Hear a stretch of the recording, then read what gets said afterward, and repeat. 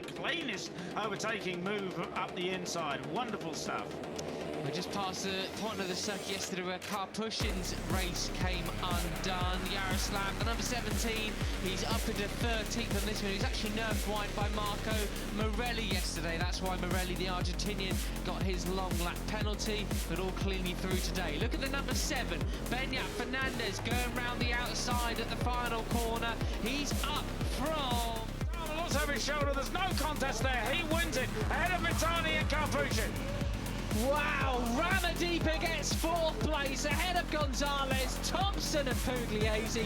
Fernandez loses out to finish 8th position, and Christian Daniel, Sullivan Mounty It's around and away we go. Who makes a good start? Christian Daniel Jr. is tucked in behind Brian Iriarte, but it is the 51 of Brunarity that leads. The American is behind him. Veda Ega Pratama is there as well. They head down to the first. Them two have history back from Jerez, the first round of the year. You've got Gonzalez in 5th as well, Peter. Yes, and already the 70 of Christian Daniel Jr. looking for a way past Brian Iriarte, but he can't find it so far.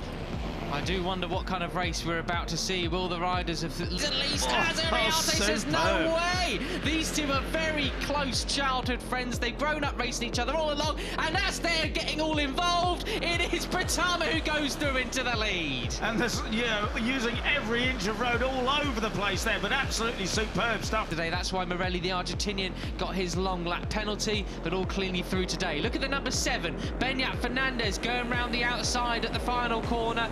He's up from 13th on the grid, already up into the podium positions. And Beñat Fernandez, of course, he's already had a win. As well, the series leader has managed to pick all their pockets nearly and up in towards 2nd or 3rd place now. Brian Iriarte snatches the lead right back from Carter Thompson. That was a brilliant set of moves. Absolutely, and everybody, there's only 3 seconds covering the whole. Peter, goodness gracious me. Well, I think, it looks so far, and there's a 7. What a great move from Beñat Fernandez, goes past Iriarte and into the lead. Absolutely wonderful move going into the climbing right-handers of Arabiata 1 and 2.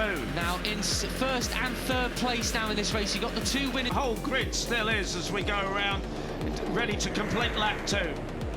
What happened here, this was the move from Beñat Fernandez. Yep, there you go, just hung it out wide, extra throttle and switched it straight through up the inside to the right-hander. Brilliant stuff. That's 180 kilometres an hour, 112 miles an hour there as that move. And Singapore both switched the inside line nearly on the grass as they now come across the Tricolore. They're going to fan out as they come towards San Donato. Who is going to be the last of the late breakers? You've got the number 4 of Sullivan Mounty in there too. Zen Mitani, the 34, but no, it looks to be Hakim Dinish who's got the inside line. Mounty there on the inside. He can have all the grip he possibly can from those tyres. Mounty, the number 4. Peter, he's down to 19th now, the Argentinian. We expected him to fight for the championship this year, but it's not working out for the Argentinian right now. He's brilliant one weekend and just doesn't have it all together the next, but it still is Carter Thompson, the 17-year-old Australian who has the advantage. Oh, superb stuff from the 51 Brian Iriarte there, trying to... 50 has the advantage, but it just changes with every corner. And we're just in for a replica of last year's race, yesterday's race so far. Yeah, it's no one's really got the pace as before. It's a high 2:02 the last time around. They are going to get quicker and quicker as they get more confident. The 4 of Zen Mitani's in 2nd place, a Japanese, 18-year-old Japanese, and he had a fine run yesterday. He was quite close to the front, actually ended up in 8th place, but now looking really strong there in 2nd place. The 85 of Mike Yu. It is his nickname, Kietsu Singapore, the Thai rider. Sandwich job that was, gets pushed back to 7th place. So in the lead we now have Iriarte from Dinish. It's as you were with us championship leaders. Right, and Mitani went from 2nd back to 9th. Wow, there you go. That's what can happen. That is why it's messy. But as we saw yesterday, when it gets to crunch time, the key. And now it's back similar to what we had a couple of laps ago. Christian Daniel Jr. up there into 4th position as well, playing it very, very sensibly indeed. And you got Carter Thompson and Singapore just behind him. Just as we had yesterday, nobody was able to show any kind of stage. Beñat Fernandez just biding his time behind Brian Iriarte. A couple of riders going on the on the green there as Uriarte just sweeps across to try and protect his line and his run out onto the start and finish straight. Now this is interesting, Peter. Look at the gap now he's managed to get through in 7th, but he's down in 19th place, Peter. Yeah, and the advantage has disappeared, hasn't it? Because, you know, Singapore is already back with them.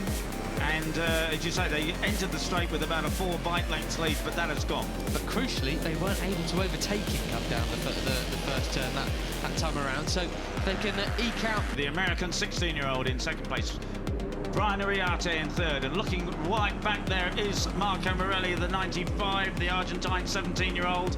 As you say, Matt, almost certainly it was him who ran wide at the first corner a lap ago and lost so much time.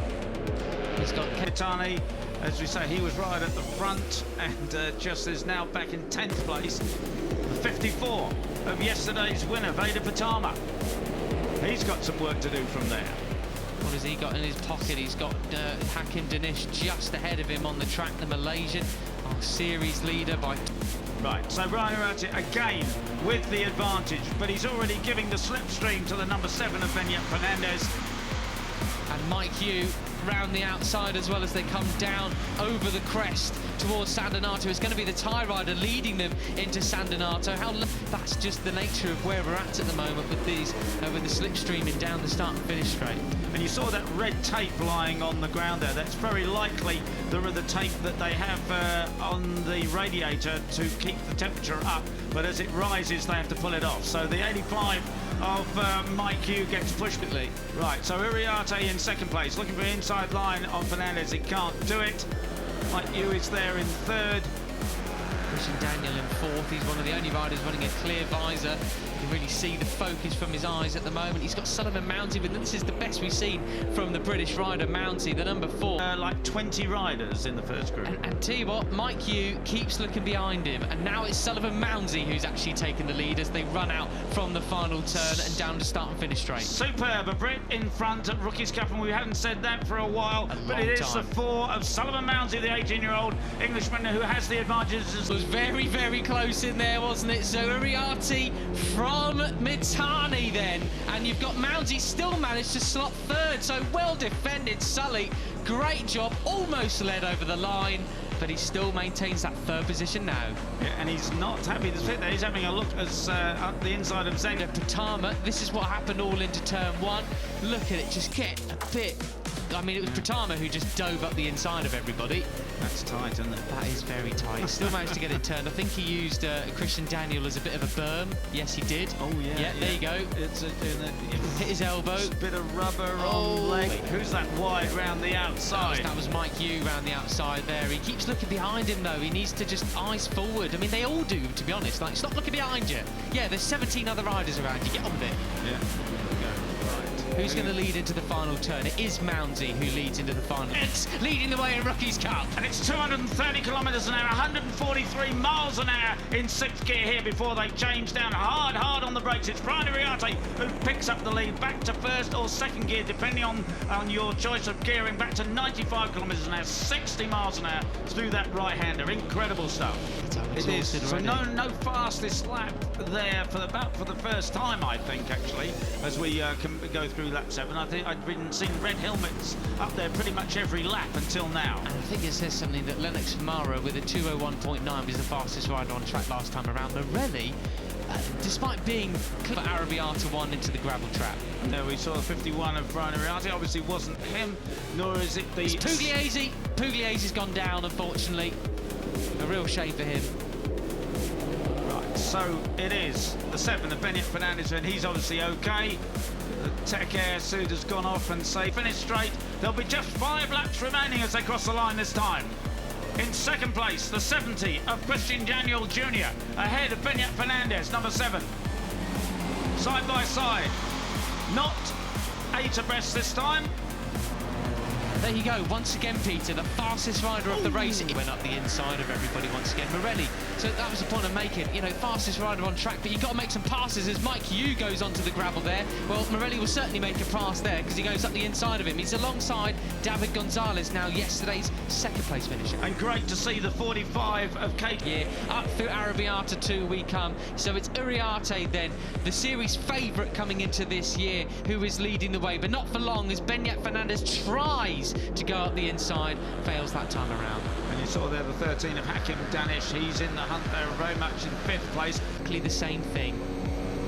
And as we discussed yesterday, nobody, you know, showing any kind of advantage. They're still not lapping quite as quick as they did in qualifying. So in theory, they can go quicker, but absolutely impossible so far for anyone to break away. Let's see if our Uriarte side is Beñat Fernandez. Oh, he pushes it wide though, and it's going to be Mounsey who leads coming out of San Donato then. But for how long will Beñat Fernandez get him on the cutback? He does! Side Squeeze by him side. out. Look at that. Ooh. Brilliant. Brilliant. For Sully gets it back straight again. Go on, Yes. Sully, have some of that. Go on, yes, there. That's what. Oh, that was Move over. brutal. Goodness me. Well, that was cut He must have got into best. the wrong gear or something coming into that left-handed. I don't think it was just, well, maybe just outbraked himself. But anyway, well, he's trying. He's trying. 77, Tinez in 3rd place now, the Venezuelan. I was going to pick him up and say that's a great ride from him. Plonk up into 9th as well. The pits now, unfortunately.